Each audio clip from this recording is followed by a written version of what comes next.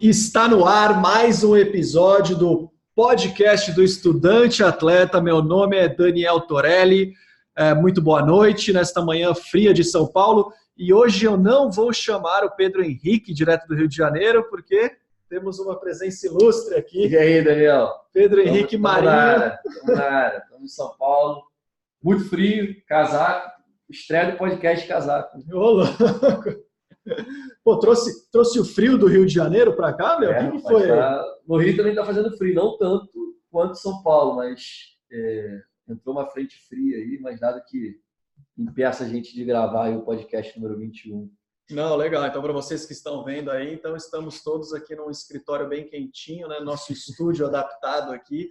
E vamos mandar bala. Então, galera, é o seguinte, esse é o podcast onde a gente discute todas as estratégias para um estudante brasileiro ir para os Estados Unidos e se tornar um estudante atleta americano, vamos dizer dessa forma, né?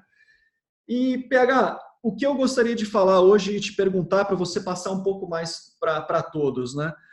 A gente tem recebido muitas perguntas. Pô, PH, você jogou futebol, você joga futebol.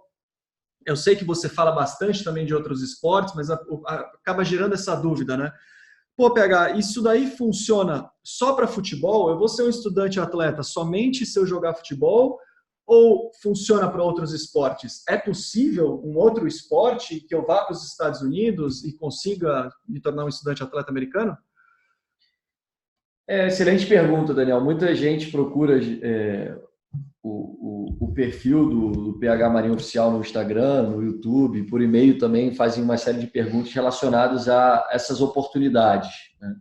Se é só para o futebol, se existem outros esportes que oferecem a bolsa de estudo também. E a gente tem uma lista imensa de esportes onde o atleta, o estudante atleta no caso, o jovem brasileiro, o jovem internacional, pode buscar oportunidades em escolas, né? Então você tem o basquete, tanto masculino como feminino, você tem o voleibol masculino e feminino, o próprio futebol masculino e feminino, você tem equitação, né? Você tem o wrestling, que é aquela luta agarrada, você tem natação, você tem o softball, que é o beisebol feminino, né? O beisebol, o futebol americano, algumas escolas têm boliche também, e golfe também. Líderes de torcida. As cheerleaders, não? As chamadas cheerleaders dos filmes, né? Com pompom. Pô, mas aí, qual que precisa ser o esporte é o que? É dança? Seria dança? É o mesmo processo. Você tem um material de vídeo e se você estiver nos Estados Unidos, você pode fazer tryout.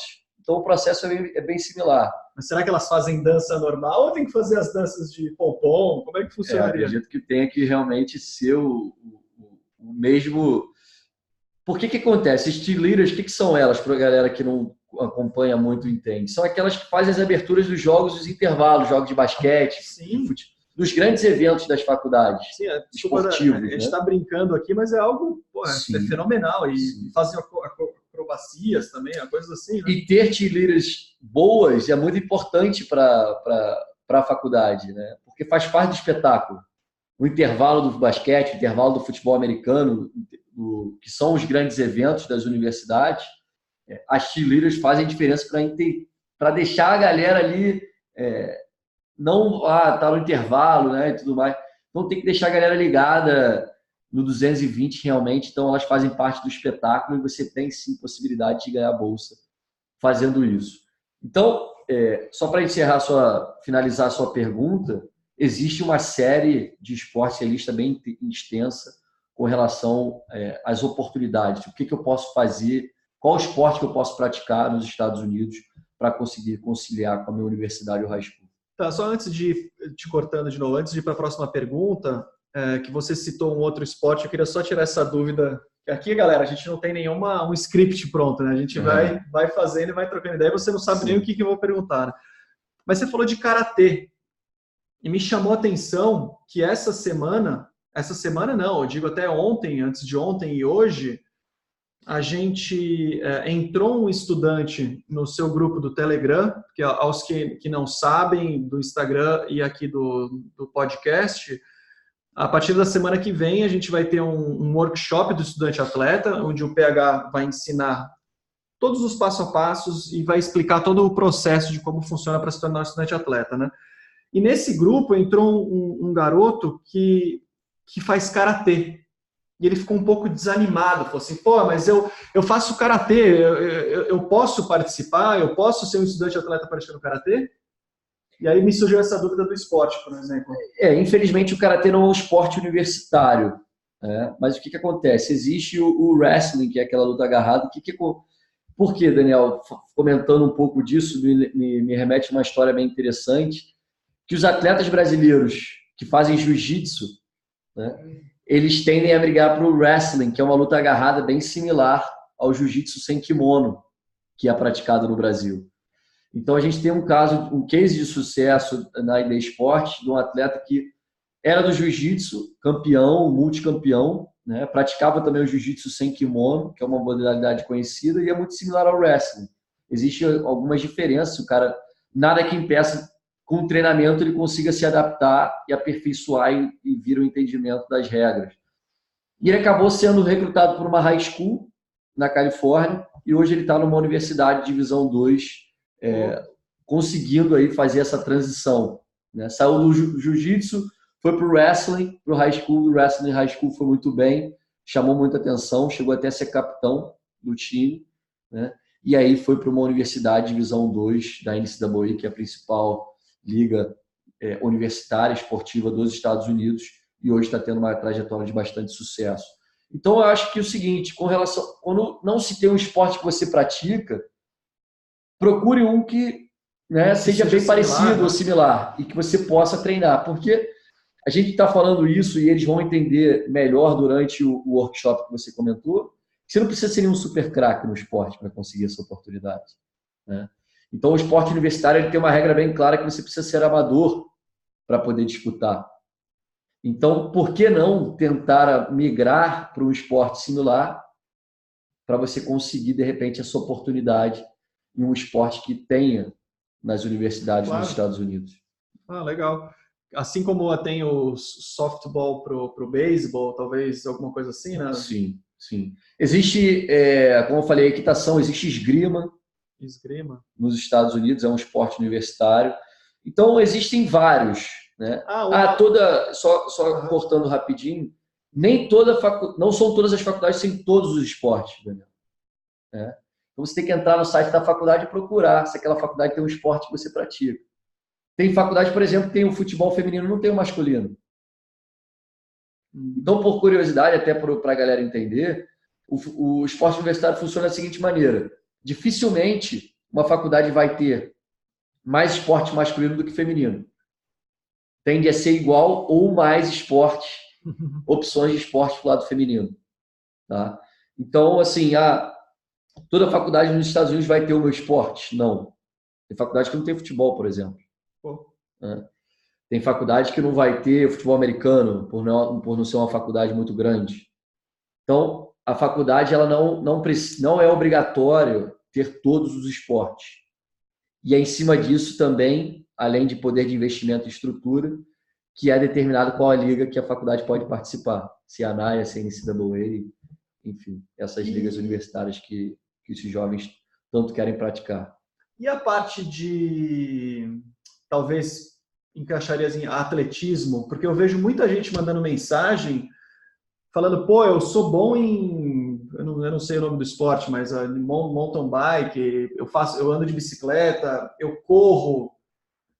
Teria alguma coisa de atletismo? Sim, tem o famoso track and field, né? Track and field. Aí você tem diferentes, você tem parte de... Eu fiz um Skype uma vez com um treinador que tinha lançamento de martelo. Lançamento de martelo? na Junior College. Bem interessante, né? Nunca tinha feito... Não fiz diretamente com esse treinador, mas eu estava fazendo um Skype com um treinador de futebol, que é até brasileiro, e ele passou pelo cara do atletismo e falou se eu tivesse alguém para indicar e tudo mais. Então, existe o atletismo, existe os 100 metros, a corrida de 100 metros, existe o pulo, existe o lançamento de martelo. Então, eu acho que é muito do estudante atleta ele buscar essa informação, né? Entrar no site das faculdades, está bem no site atlético, né, da parte atlética da universidade, tem todos os esportes, tanto do masculino como do feminino. E ali você vai saber se tem o esporte que você deseja praticar naquela faculdade que você está procurando. Então, muito em cima disso você falou, o atletismo, ele tem o cross country. Esse daí eu não conheço. Não. É aquela corrida, né? Só aquelas corridas longas fora do atletismo. Em pistas de terra, né, em grama. Então, eu lembro que era difícil recrutar estudante atleta internacional para fazer cross country, né? E aí, o que acontece? Eu acho que é um tema legal para a gente trazer aqui hoje. Você pode praticar mais de um esporte. Deixa eu até anotar isso daí, porque me lembrou até de uma pergunta que eu queria fazer depois para você. Mas você pode praticar mais de um esporte nos Estados Unidos, desde que o treinador que te recrutou no esporte principal aceite você praticar um outro. Tá. Então, por exemplo, eu fui recrutado no tênis, tá? E aí pintou uma vaga no cross country para eu receber mais X de bolsa. Se meu treinador de tênis autorizar, eu posso. Geralmente é autorizado quando são temporadas em épocas diferentes. Entendeu? Tá. Então, por exemplo, o cross country é durante o fall, agora, de agosto a dezembro. O tênis é no spring, é de janeiro a maio. E aí, o que o treinador pensa? Para eu deixar os meus atletas em shape, né? Já coloca em outro. Já coloca no cross country, porque eles vão estar correndo e vão estar bem fisicamente. Então, eu poderia, enquanto eu faço uma disciplina, que eu estou cursando, por exemplo, administração de empresas, então eu jogo futebol no verão, estou dando um exemplo, e eu poderia, então, no mesmo curso, dentro do mesmo curso, praticar um outro esporte. Mas daí as bolsas, é a mesma coisa, como é que... Então, o que acontece? Você soma, né? Você soma as bolsas. Mas então, vamos dizer que a faculdade custa $40 mil. Eu fui recrutado pelo tênis e eu ganhei $20 mil. Ficam faltando 20, né? E aí o cross country, eu fui fazer um tryout lá, conversei com o treinador e quer me oferecer mais $10 mil. Então eu teria $30 mil de bolsa. Então tem essa possibilidade de você conseguir nos dois. Exatamente. Separados. Exatamente. Um complementando o outro. Sim. Sim, você pode ganhar. Eu tinha um amigo que estudou comigo que era 50% do tênis e 50% do futebol. Pô. Então, Agora, o seu treinador tem que concordar com isso, deixando isso bem claro para o pessoal, porque ele tem o poder de dizer não. Tá? Porque, de repente, ele não quer que você se machuque, né? Sim. Ele não quer que você... Então, praticamente impossível você conseguir conciliar os dois na mesma temporada. Tá? Então, o futebol o futebol feminino com o vôlei feminino acontece no mesmo semestre. Difícil você conseguir isso, né? Agora, em semestres diferentes, até porque não tem a temporada do futebol, apenas amistosos e treinamento, que vão no máximo aí durar 8 semanas do teu semestre. Então, às vezes, por que não? Se você é muito bom no vôlei também, no basquete, no tênis, de repente pegar mais um pouquinho de bolsa, né? E agora, tentar somar isso. Beleza, eu quero focar na minha faculdade, eu quero focar só no futebol, eu faço 4 anos de futebol. Pô, mas daí acabei que não me tornei profissional no futebol, ainda não quero procurar emprego, eu quero estender os estudos nos Estados Unidos. Eu poderia fazer uma outra faculdade em um outro esporte, por exemplo, eu joguei futebol, só que eu sou bom no vôlei. E aí, faculdades distintas, treinadores distintos, épocas completamente diferentes. Tem até um caso de uma menina que foi fazer uma reunião com a gente na ID Esporte. Ela se formou jogando futebol e agora está fazendo a pós-graduação em vôlei de praia. Pós também, então. Exatamente. Por que diz as ligas universitárias? Tem 4 anos para disputar aquele esporte. Aquele esporte. Do futebol. Tá? Tem outro caso de um amigo conhecido meu que jogou os 4 anos de futebol, não tinha se formado e para conseguir ter a bolsa, manter a bolsa, ele fez um tryout de futebol americano e foi o kicker do programa de futebol americano. Então, você tem que saber jogar com as cartas, né? Agora, você precisa ser bom em outro esporte também, para o Claro. treinador querer você no time e poder te remunerar com alguma quantia de bolsa. Legal. E uma pergunta, com relação, então, ao procedimento, ao processo, porque o pessoal acaba entrando na sua turma online do estudante atleta nos Estados Unidos. Como você jogou futebol, eles acabam ficando confusos, né? Pô, mas PH, eu quero fazer basquete, eu quero fazer tênis. A sua metodologia, ela funciona da mesma maneira? O procedimento é o mesmo? A forma que você faz a prospecção de uma bolsa de estudo esportiva é a mesma? Sim. Inclusive é a mesma até para quem quiser ser cheerleader, é a mesma. É mesmo também? É a mesma. Eles vão entender muito bem quando a gente começar a falar no workshop do estudante atleta, as 3 fases principais, né? E essas 3 fases principais são para todo e qualquer esporte. A gente tem o pré-bolsa, a prospecção e o pós-bolsa.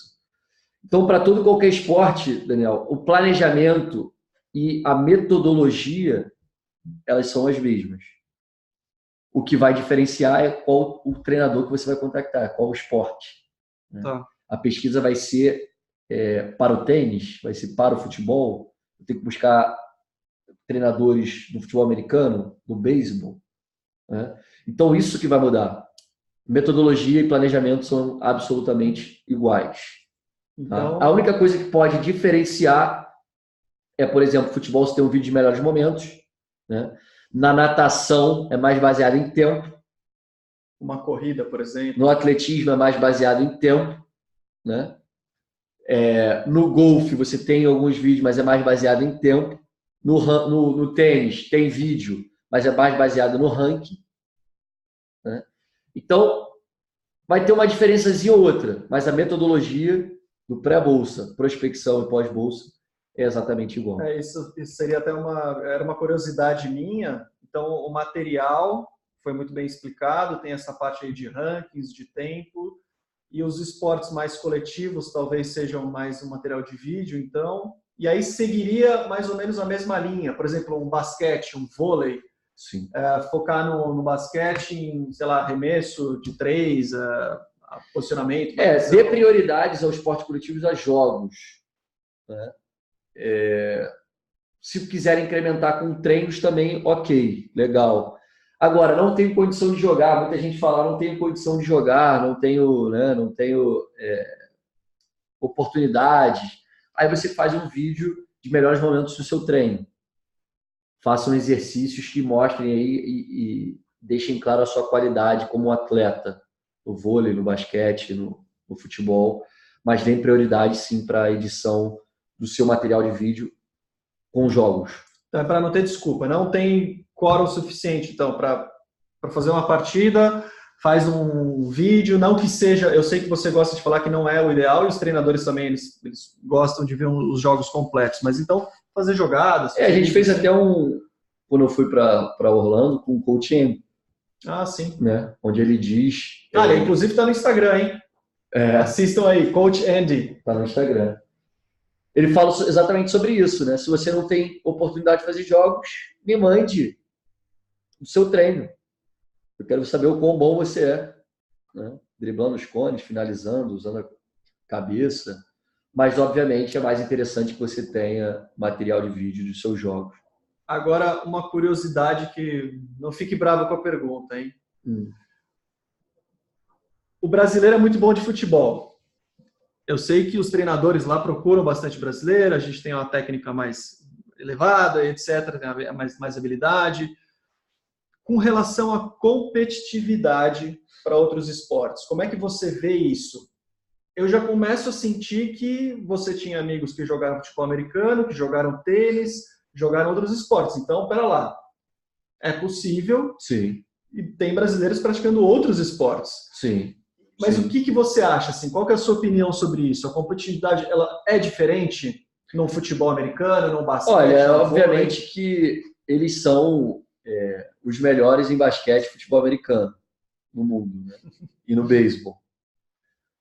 Só que existem estudantes internacionais em todos esses esportes. Tá? Com relação à competitividade, é mais fácil, talvez, você despertar o interesse de um treinador sendo brasileiro para o futebol, né? Porque Brasil e futebol tem aí uma conexão muito forte. Agora, conheci tenistas brasileiros nos Estados Unidos, vários, no esporte universitário. Kickers, principalmente. Meu primo foi no futebol americano. Foi no futebol americano, é verdade. Porque são excelentes chutadores por conta do futebol, né? Basquete tem também, por incrível que pareça, tem sul-americanos, venezuelanos, colombianos, argentinos, brasileiros. Inclusive, na faculdade onde eu fui do Coach N, tem o Caio. O Caio é fenômeno. Fenômeno aí no YouTube. Se estiver escutando a gente aí, um grande abraço. Caio Teixeira. Então, Daniel, eu acho que a competitividade não pode ser uma barreira para quem realmente quer, né? E eu acho, inclusive, que pode ser até um pouco mais interessante, porque o futebol existe uma demanda muito grande. Muitos brasileiros querem jogar futebol nos Estados Unidos.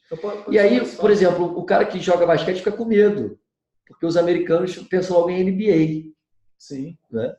Só que, galera, existem várias ligas, várias divisões.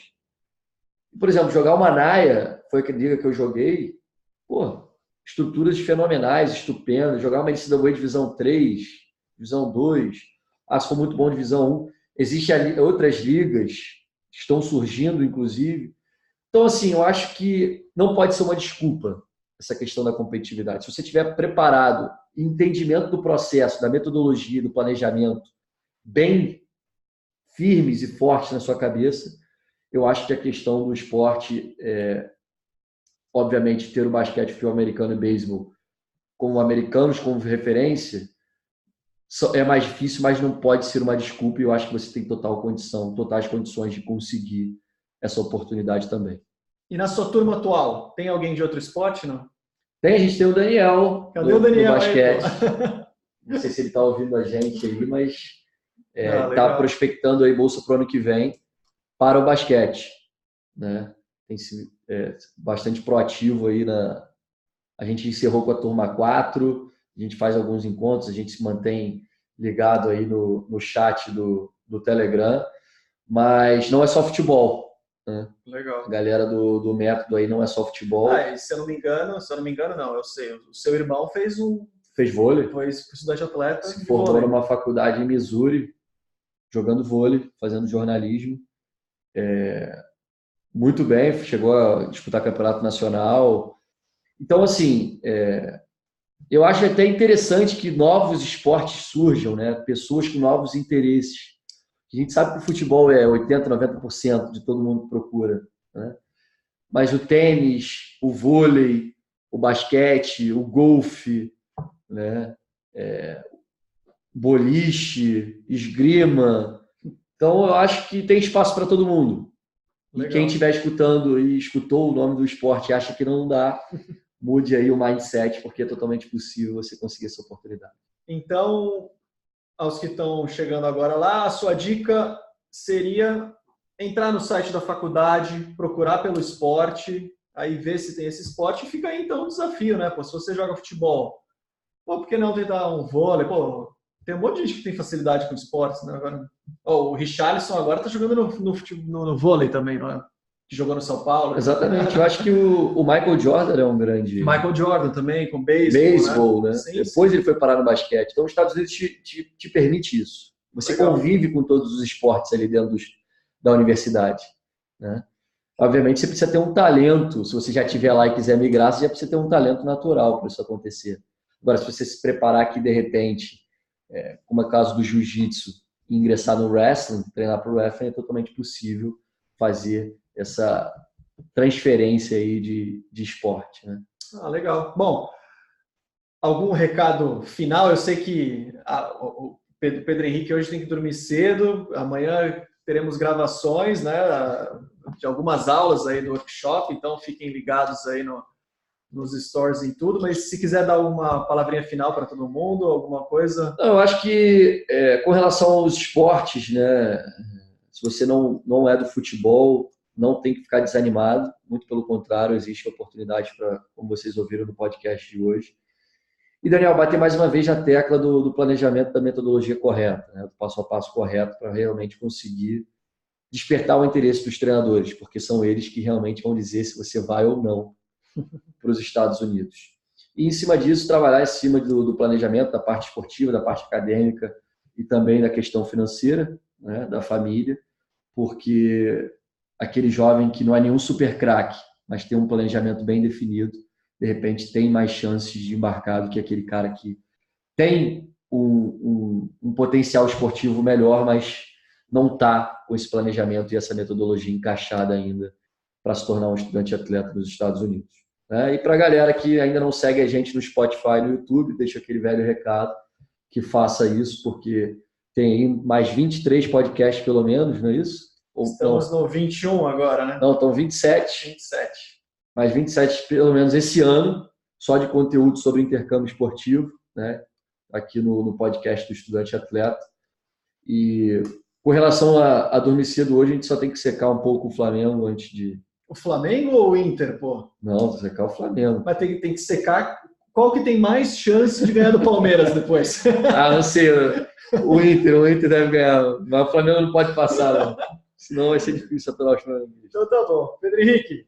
Obrigado aí. Obrigado. Hoje a gente não precisou ter aqueles problemas de tecnologia ou internet. Estamos aqui, então, em São Paulo.